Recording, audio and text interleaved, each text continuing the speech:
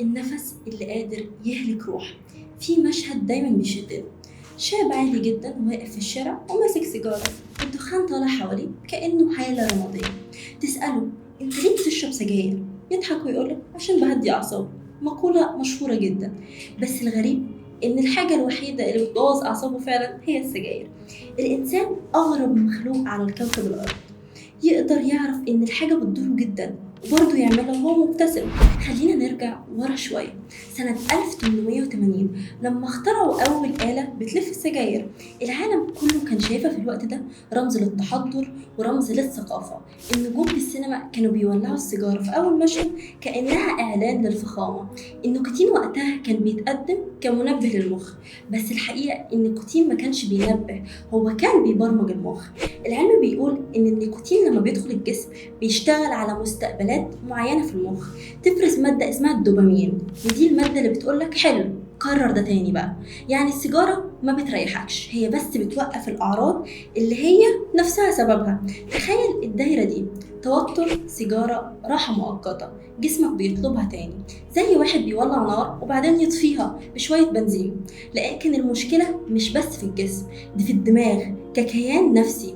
المخ بيبدأ يربط السيجارة بلحظات الراحة، اللي هو أنا متضايق ومضغوط وحزين فبشرب السيجارة برتاح، مع إن هي أصلا بتكون سبب رئيسي في التوتر ده. بلحظات الصحبة، الشاي والكافيين والمذاكرة، كل حاجة حلوة بيبقى معاها دخان.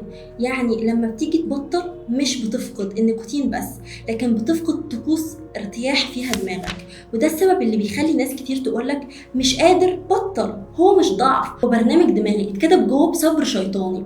ولما العلماء بدأوا يحللوا دماغ المدخن لقوا ان النيكوتين بيخلي المخ يتغير فعلا، المستقبلات بتزيد، الدوبامين بيبقى اقل، يعني السعادة الطبيعية بتقل. يعني انت محتاج تشرب اكتر عشان تحس براحة، يعني زي الادمان بالظبط، هات علشان احس براحة، هات اكتر. الجرعة الواحدة دلوقتي بتكفيك، بكرة عاوز جرعتين، النهاردة بشرب سيجارة واحدة بكرة عاوز 2. الإنسان بيعيش دايما في ناقص متعة، فبيحتاج السيجارة عشان يوصل للمستوى اللي المفروض يكون طبيعي من غيرها. طيب ليه رغم كل ده لسه في ملايين بيدخنوا؟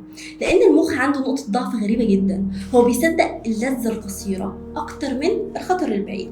السرطان بعد 20 سنة بعيد قوي، بس راحة دلوقتي فورية. بس ده اللي بيخلي التدخين مش عادة، دي صفقة بين العقل والعصب.